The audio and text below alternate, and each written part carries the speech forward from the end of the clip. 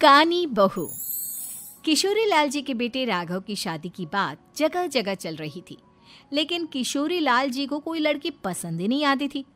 और उसकी एक ही वजह थी, किशोरी लाल जी का लालची होना।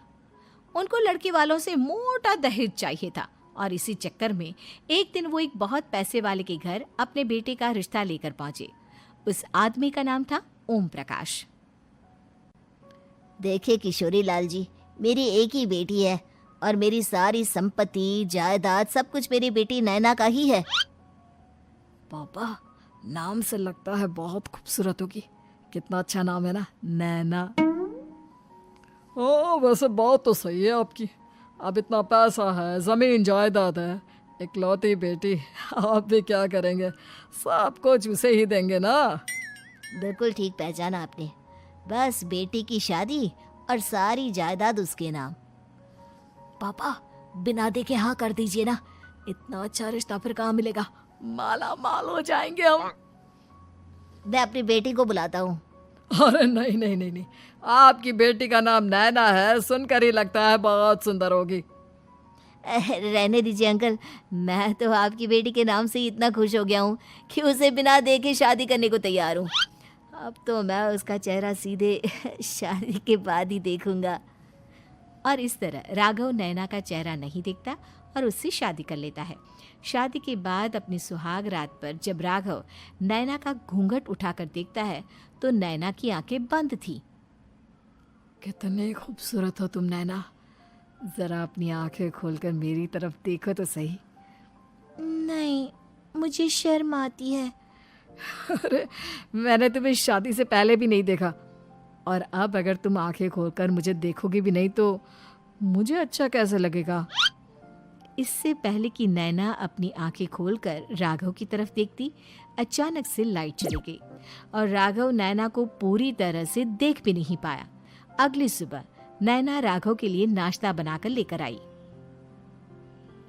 अरे ये क्या, आधा पराठा सेका हुआ है और आधा बिल्कुल कच्चा। ये तुमने क्या किया नैना?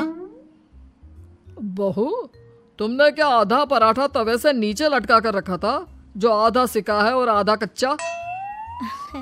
मुझे जितना दिखेगा उतना ही तो सीखूंगी ना पापा जी। जहाँ जहाँ मुझे नजर आ रहा था वहाँ मैंने सीख लिया, जहाँ जहाँ नहीं दिखा वहाँ कच्चा रह गया होगा। इसका क्या मतलब है? ये कैसा मजाक कर रही है तुम? अरे बहू, तुमने इतना लंबा घूंघट क्यों लगाया हुआ है? देखो, हमारे घर में बहुओं को बेटी की तरह रखा जाता है, और फिर तुम तो इतना सारा माल लेकर आई हो।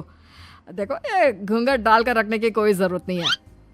हाँ नैना, पापा जी ठीक कह रहे हैं, तुम तो आराम से रहो, अपना ही घर समझो। नैना अचानक से अपना घूंघट उठा लेती है। अरे ये क्या पापा, नैना की तो एक आंख फूटी हुई है। नाम से नैना, लेकिन ये तो कानी बहू निकली। मेरे साथ धोखा हुआ है, धोखा। बिना दिखाए अपनी कानी लड़की मेरे संग ब्याह दी। मुझे कानी बीवी नहीं चाहिए। मुझे अभी ओम प्रकाश जी से बात करनी पड़ेगी। आखिर उन्होंने मेरे साथ ऐसा किया क्यों? अरे, आप लोगों ने ही तो पापा से कहा था कि आप लोग शादी से पहले मुझे देखना नहीं चाहते। अब मेरे पापा पर क्यों इल्जाम लगा रहे हैं? अरे लेकिन उन्हें बताना तो चाहिए था ना कि तुम कानी हो, एक आंख से तुम्हें दिखाई नहीं देता। किशोरी लाल और राघव नाराज होकर ओम प्रकाश को अपने घर बुलाते हैं। पापा जी, ये आपने क्या किया? शादी से पहले बताया क्यों नहीं कि नैना की आंखों में परेशानी है? अरे, आप ही ने तो लड़की देखने से मना कर दिया था।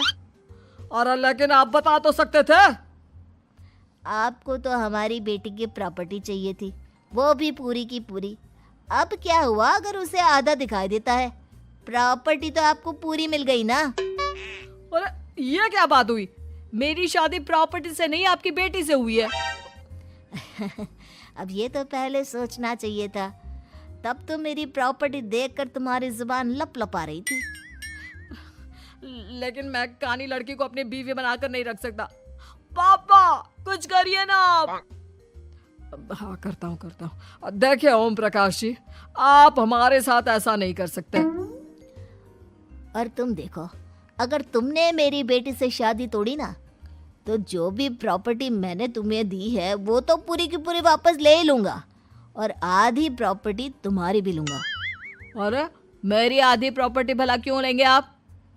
इसलिए क्योंकि मेरी बेटी को आधा नजर आता है और उसकी नज़र अभी तक तुम्हारी आधी जायदाद पर ही पड़ी है। अब तुम उसे घर से निकालोगे तो कुछ तो लेकर जाएगी ना। और अगर हम आपकी बेटी को अपने घर की बहू बना कर रखे तो? तो तुम्हारी पूरी प्रॉपर्टी तुम्हारी ही रहेगी, और जो मैंने तुम्हें दिया है ना, उसमें से बस मैं आधा लेकर जाऊंगा। अरे लेकिन अब आप अपनी दी हुई प्रॉपर्टी में से आधी वापस क्यों लेकर जाएंगे? अगर मैं आपकी बेटी को अपनी पत्नी बनाकर रखने को तैयार हूं तो? इसलिए ताकि भविष्य में अगर तुम मेरी बेटी को धोखा दो तो उसके पास कुछ तो रहे जो पति का हो। वैसे मेरे पास तो बहुत कुछ है, लेकिन अपने पति की कोई निशानी तो उसके पास होनी चाहिए ना। अब अगर तुमने मेरी बेटी को कानी कहा तो तुम्हें प्रॉपर्टी भी कानी ही मिलेगी, पूरी नहीं। जमाए राजा। किशोरी लाल और राघव समझ चुके थे कि वो बुरी तरह फंस चुके हैं और अब उनके पास वहां से निकलने का कोई चारा नहीं है। अब समझ में आया ना, लालच बुरी बला होती है। एक तो तुम्हें प्रॉपर्टी मिली, ऊपर से बीवी मिली, उसमें तुम्हें नखरे भी दिखाने हैं। आए बड़े, चुपचाप बैठो दोनों। कुछ दिनों के बाद नैना राघव की कार लेकर बाजार घूमने निकलती है और जब कार लेकर वापस आती है, ये क्या? एक तरफ से मेरी गाड़ी पूरी खराब हो चुकी है।